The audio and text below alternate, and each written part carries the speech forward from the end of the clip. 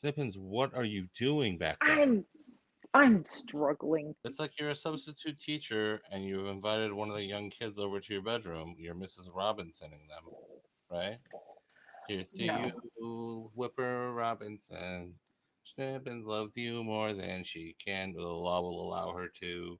Whoa, whoa, Mm-mm. whoa. No? You don't love No. it? No. Snippins is at the palatial Boney's estates. She's visiting with her rabbit. I'm getting flashbacks to getting bullied and like pushed over a chair and looking up at the people who did it. Traveling. It's not for everybody. You know what's not for everybody? Most Dungeons and things. Dragons. Way to pull it back.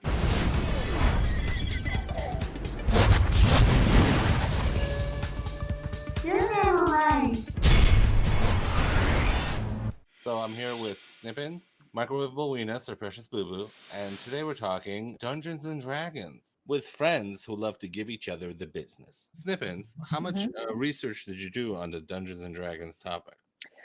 None.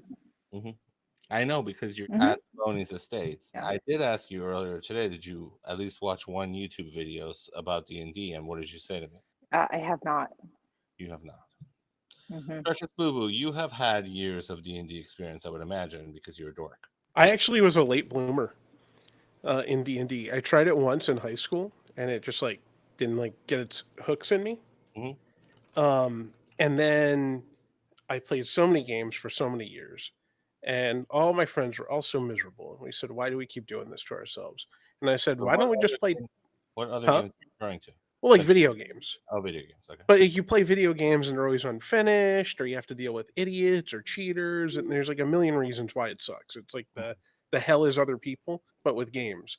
And I said, why aren't we just playing D&D? And we had a friend who used to DM, and he's like, I'll get back into DMing. And then we started playing a D&D spritz for a couple of years. What do you like about it, and what do you dislike about Dungeons and Dragons? I find it makes me sleepy. And not in like a boring way. It's just like there's a lot of downtime between when you're doing stuff. And Right. sometimes I'll just kind of like I lean Yeah. back in the chair and I It's start like- resting my eyes. To me, it's like worse than playing a turn-based video game where it's their turn and then it's your turn. But then when you Yeah. add a bunch of people, then it becomes It's a lot of people. Yeah, it's everybody else's turn and never your turn. It can be a snooze fest unless you just load up on Nutter Butters and Jolt Cola, which I believe Yes. is the breakfast of choice. When we would play D&D in person, it was like there's like a fucking spotlight overhead, and that just like it burns my retinas to a point where I just want to rest my eyes. You just think it's Sometimes. the lighting that's doing it, not the fact that it's some say a waste of time, others say complete waste of time. Do you think It's as much of a waste of time as any other game is. Oh, Spritz. Look at you defending. I'm not trying to attack. I'm just saying, like, I did play with different DMs throughout my youth. And when I used to play, it was straight up like people thought it was devil worship. Like it had Yes. a very bad reputazione. And there was like religious groups who were in on it, yelling at it about how you're learning how to witchcraft and you're Yeah. summoning demons, and that's not. It's just a game like any other game. It has nothing to It's a do with game. any of that stuff. When I played, it was very frowned upon by the people. Like if your parents found the player's handbook under your bed, they would call a psychiatrist. But if they found a Playboy under a bed, your dad would high five you as your mom was yelling. That's basically what they'd prefer to find nudie magazines under your bed than like a player's handbook. When I used Yeah, D&D is having like it's had a moment culturally over the last decade, especially in like the 90s. It was like it existed in nerd space, and that was it. Do you think Magic the Gathering brought it back? Do you mean like back in pop culture? Yes. I have a theory about this. Oh, Are you ready? I can't wait. Do you remember when video games were frowned upon? When I had my store and like popular kids from high schools would come in and play video games, I went into a fury because when I was a kid, it was not cool. No popular people play video games when I used to play video games. What do you think changed? I have a theory. Oh. In the late 90s, there was a very popular television show on MTV. It used to be called Music Television. The show was called Cribs. A bunch of celebrities, when they would show you their house in Cribs, almost all of them had a dedicated space for playing some sort of video game, often Madden, but they all had a video game setup, and they'd say, "This is where I play Madden for 8 hours a day. Here's the couch I kick it on." They all showed you their gaming space. A bunch of rich, successful, cool people. That happened in the late 90s. Suddenly, by the early thousands, everybody's a gamer. You think that's what happened? It wasn't just more I think kids- that's what changed in the US, in North America. There were a lot of people gaming, they just didn't talk about it. Cribs is what allowed people to start talking about it and for it to not be like this, not seen as this huge nerdy aspect of it. I don't have any thoughts or opinions on people who play video games. So you were always fine with people playing video games. When you had jackets that probably had one too many zipper, I don't know if I paid that much attention. Patches, safety pins. did you Maybe, bedazzle any of your jackets? Yeah. Yeah. Now, other people who did not dress like that were playing video games. Did you feel when you saw them like, oh, there's a loser? You never No. thought this? She's not helping as usual. What a surprise, because rarely does that happen on the show where Snippins. I enjoy who you think Snippins is going to be in the conversation, and I enjoy the reveal that she's not that person every time, every single week. Every You time I always, you think- always every want time her I- to be that person. Every time I think, oh, I got her going on some thread, Yeah. she just wanders off the path, and then I don't even know where she ends up. Snippins, what are you doing?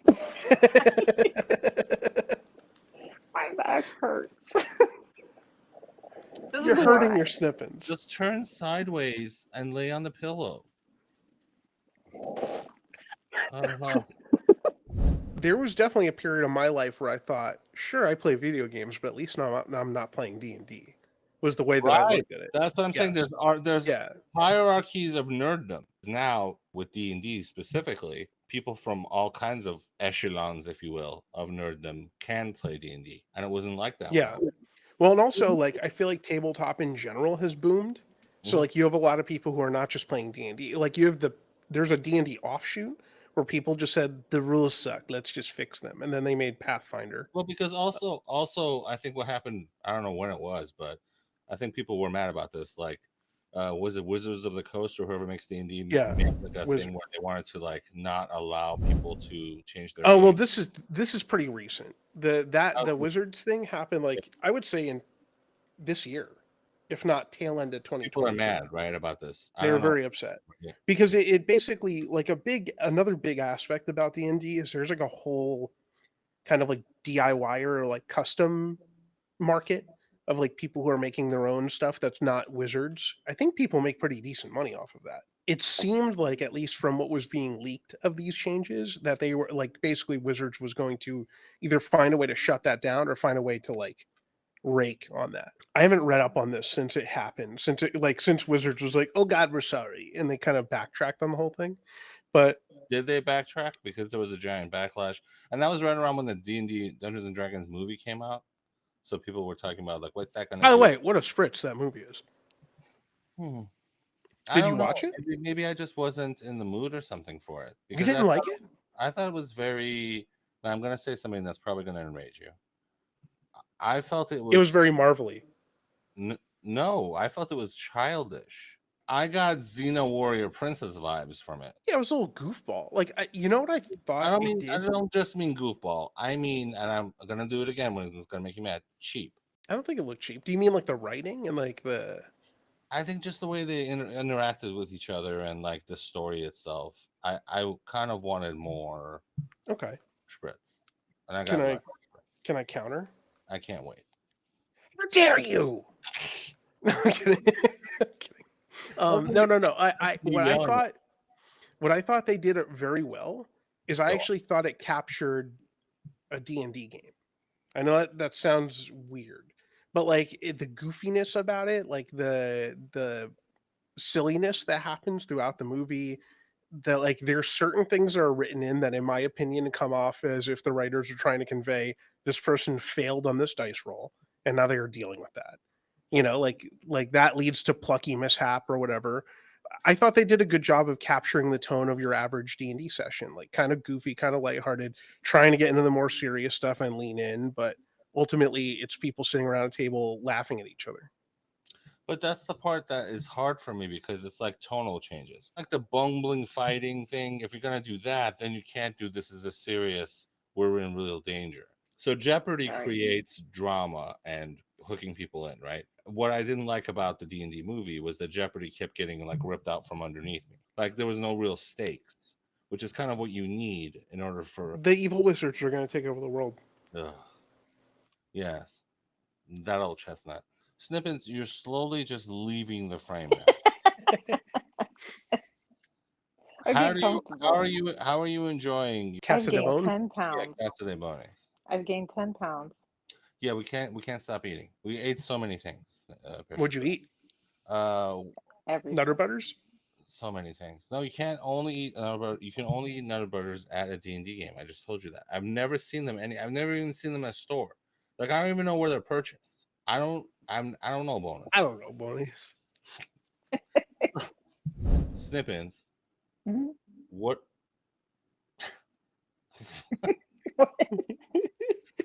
what is your takeaway from the Dungeons and Dragons? I really don't know anything about it. Would you play if given the Sure. opportunity? Okay. Yeah. Do you know what the dice are in Dungeons and Dragons? I know what dice are. There are specialized dice that you use for a game of Dungeons and Dragons. You know what? A good DM can tell you, okay, now you're going to roll 2 20-sided die. Like a good DM can just guide you through that. But Oh, I then- have my miniature. Do you want to see my miniature? I hope you mean a figurine. I hope this isn't the BDSM episode where you're gonna It's my sounding rod. show us your sounding. Boo boo, it's not even painted. No, I don't trust myself with those miniature paints. I ordered this like it's like a company, you design it. It's called Hero Forge. It's like a little character creator with all the little items and stuff like And that. you chose that stance for it? Yes, because he's a little sassy bard. What I do to make myself chuckle is he plays drums. Because every bard in D&D is like they have their little like some little string instrument or like a flute or something like that, or they sing.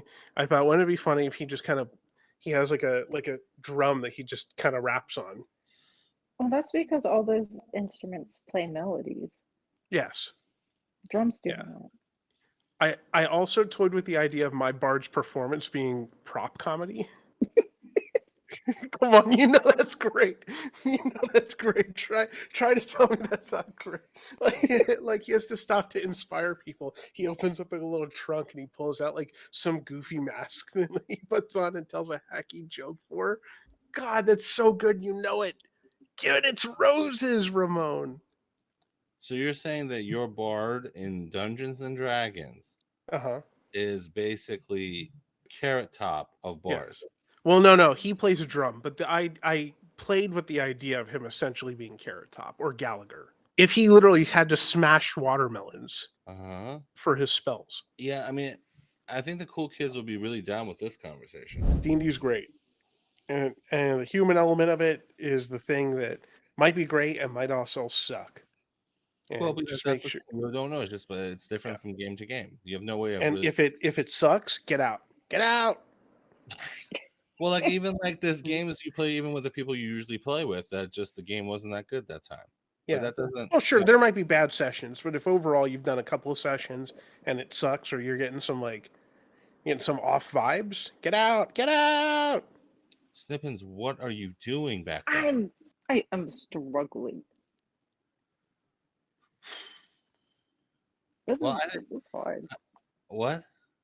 This is hard. So I have tallied our votes, and feel free to write in the comments section who you think is never right in this episode. For this one, we're just going to talk about D&D, and then Whipper's going to become never right because she can never get comfortable. And then I can end it. That seems accurate. You're never right. Don't forget to like, comment, and subscribe, and hit that notification bell if you want more content from the Never Right podcast.